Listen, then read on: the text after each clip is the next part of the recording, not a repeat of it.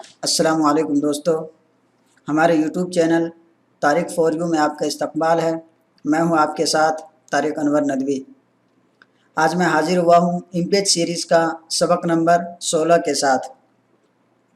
आज के इस वीडियो में हम बात करेंगे एप्लीकेशन प्रेफरेंस के बारे में, जिसके अंदर बहुत सी सेटिंग्स हैं हर एक इम्पेज यूज़र को, जिसका जानना बहुत ज़रूरी है। बिल्कुल तफसील के साथ बात करेंगे और हर एक को इस्तेमाल करके दिखाएंगे। आप हमारे वीडियो को आखिर तक देखिए, इंशाअल्लाह अच्छी तरीके से समझ में आ जाएगा। तो चलिए शुरू करते हैं।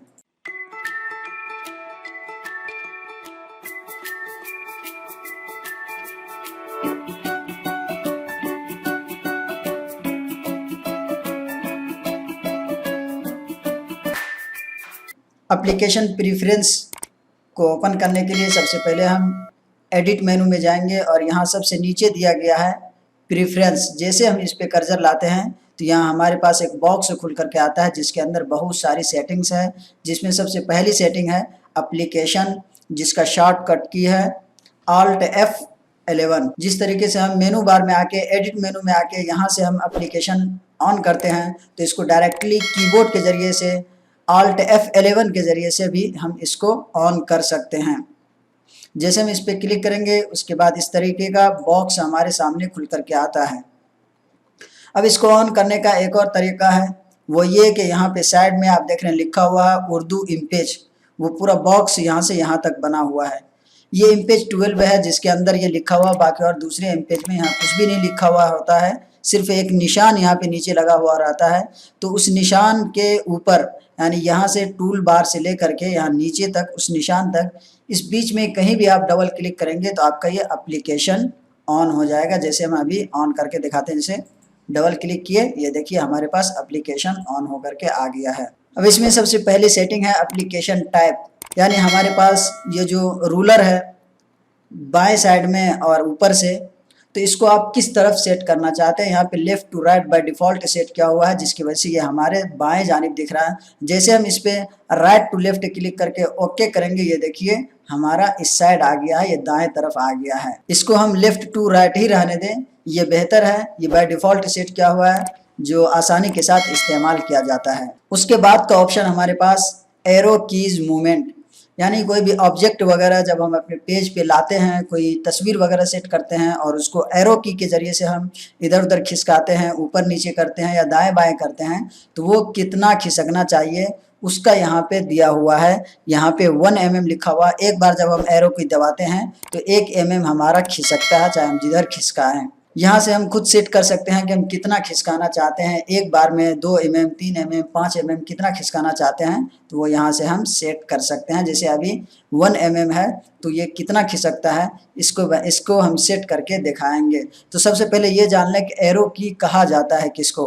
तो चलिए हम एरो की को जानते हैं। ये हमारे पास एरो की है, जो कीबोर्ड में दाएं जानिब न्यूमेरिक की के बगल में 4 बटन होता है, जिसपे ये तीर का निशान बना हुआ होता है, इसको एरो की कहा जाता है। ये ऊपर वाले को अप एरो, नीचे इस साइड वाले को राइट एरो, और नीचे इस बीच वाले को डाउन एरो, और इस साइड वाले को लेफ्ट एरो कहा जाता है।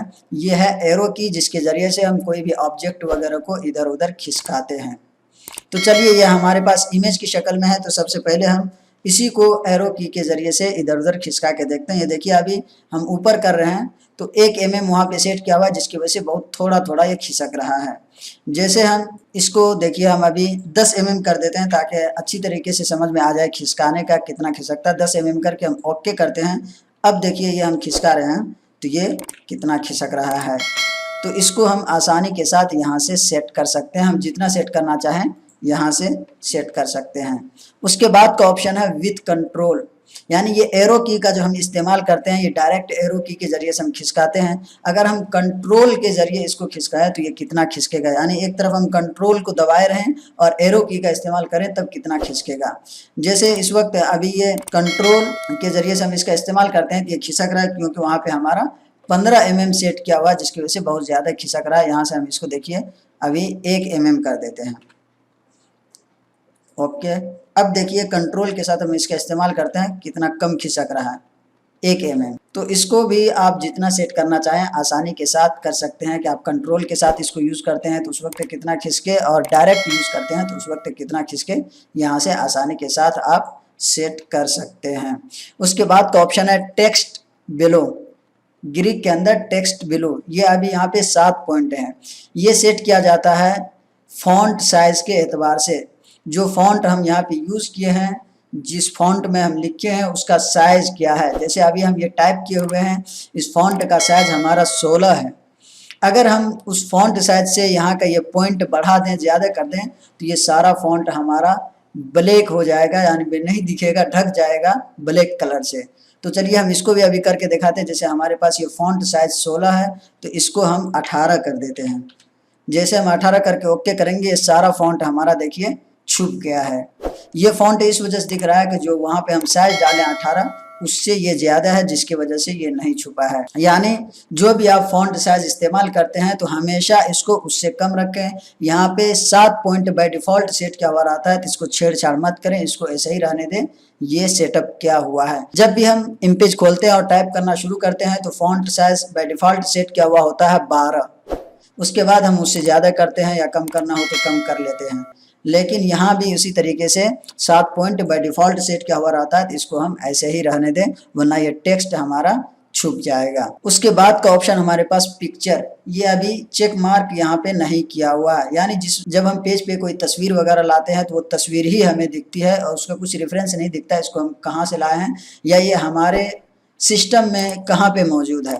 तो जैसे हम इस पे चेक मार्क करके ओके करेंगे तो ये तस्वीर हमारी यहाँ से गायब हो जाएगी और इसका रेफरेंस आ जाएगा कि ये हमारी तस्वीर किस फोल्डर के किस फाइल में है और जेपीजी है, पीएनजी है, या ये तस्वीर किस नाम से सेव किया हुआ, पूरी तफसील यानी पूरा रेफरेंस यहाँ पे आ जाता है। तो हम इसको भी करके दिखाते हैं। जैसे हम इस पर चेक मार्क कर देते हैं और ओके कर देते हैं, ये देखिए तस्वीर गायब हो गई और उसका रेफरेंस आ गया कि ये जी ड्राइव में तारिक अनवर फोल्डर के अंदर एक और फाइल बना हुआ है तारिक अनवर यूट्यूब मटेरियल, और उस फाइल के अंदर एक और फाइल बना हुआ इमेजेस का, और उसके अंदर ये तस्वीर है जो एरो की के नाम से सेव किया हुआ और ये जेपीजी है।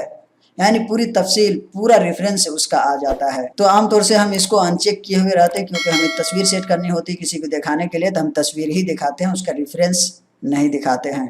उसके बाद का हमारे पास ऑप्शन है राइट बटन जूम, यानी पेज के किसी भी हिस्से को हम जूम करके देखना चाहते हैं तो हम कितना जूम करके देखना चाहते हैं उसकी सेटिंग यहाँ पे होती है। जब भी हम इमेज खोलते हैं तो बाय डिफ़ॉल्ट जो सेट किया हुआ रहता है फ्लोटिंग मेनू लिखा हुआ रहता है, यहाँ पे हम इसको जूम कर दें और यहाँ से हम परसेंटेज सेट कर दें कितना परसेंट हम जूम करना चाहते हैं। जैसे अभी 150 पे ये पहले से हमारा सेट किया हुआ है।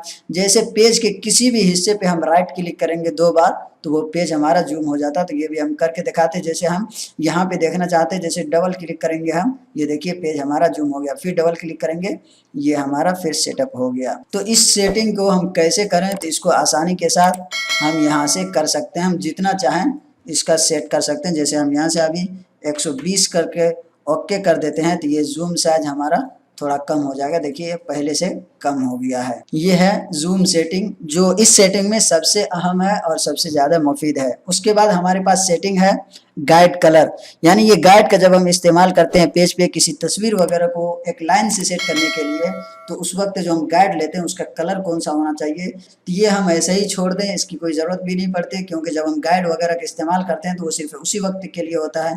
हम प्रिंट करते हैं तो उसमें वो प्रिंट नहीं आता है, तो इसमें कलर वगैरह डालने की कभी ज़रूरत नहीं पड़ती है।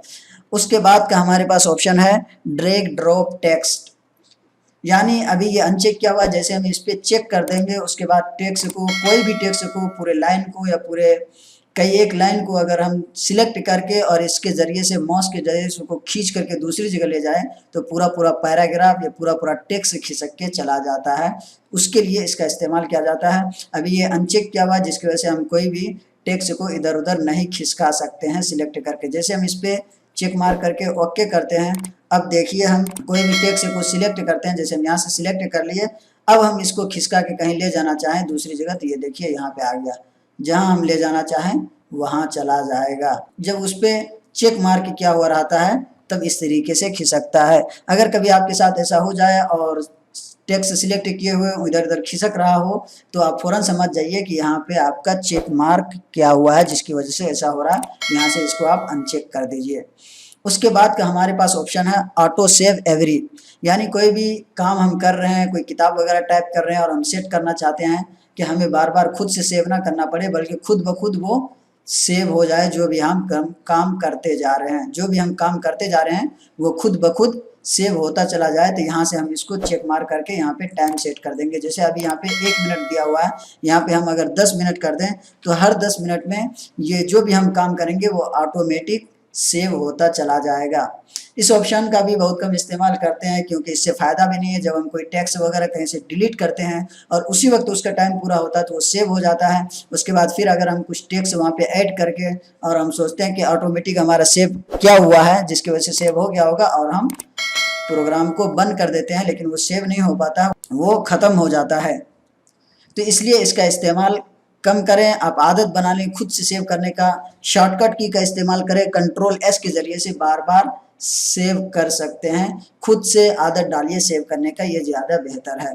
उसके बाद का हमारे पास ऑप्शन है मेंटेन, यानी जब हम कोई किताब वगैरह तैयार करते हैं उसका फाइल बना करके हम सेव करके रखते हैं, तो उसके बाद अगर यहाँ पे सेट क्या हुआ रहता है 1 2 3, तो हमारे सामने एक ओरिजिनल फाइल के बाद एक और डुप्लीकेट एक फाइल बन करके आता है जिसपे B0 1 2 3 इस तरीके से लिख करके आता है, जिसको हम लोग वाइट होने की वजह से वायरस समझ करके डिलीट कर देते हैं उसको कि ये पेज खराब हो गया, करप्ट हो गया या वायरस भर गया, डिलीट कर देते हैं। हालांकि वो खराब नहीं होता, बल्कि आपका एक वो बैकअप फाइल रहता है। कभी अगर आपका ओरिजिनल फाइल खराब हो जाए तो आप उसके ज़रिए से आप पूरा डेटा कलेक्ट कर सकते हैं, जमा कर सकते हैं। जो भी काम किए हुए थे वो आपकी मेहनत ज़ाय नहीं होगी, बल्कि फिर आप उसको हासिल कर सकते हैं। तो इसको आप यहाँ से सेट कर सकते हैं। आप कितना बैकअप चाहिए, 1 चाहिए, 2 चाहिए, 3 चाहिए, जितना हो कर सकते हैं। कभी भी आपका ओरिजिनल फाइल ख़राब हो जाए, उस बैकअप को ओपन करके आप एक नया फाइल फिर से बना सकते हैं। आपका सारा मैटर वहीं पे मौजूद रहेगा, कुछ भी बेकार नहीं होगा, आपकी मेहनत बच जाएगी। आज के वीडियो में बस इतना ही। उम्मीद करता हूँ कि आपको अच्छी तरीके से पूरा समझ में आ गया होगा। अगर ये वीडियो हमारी आपको अच्छी लगी हो तो लाइक कीजिए, शेयर कीजिए, कमेंट कीजिए, हमारे चैनल को सब्सक्राइब कीजिए और बेल आइकन को ज़रूर दबाइए ताकि हर वीडियो का नोटिफिकेशन आप तक पहुँचती रहे। अस्सलामु अलैकुम।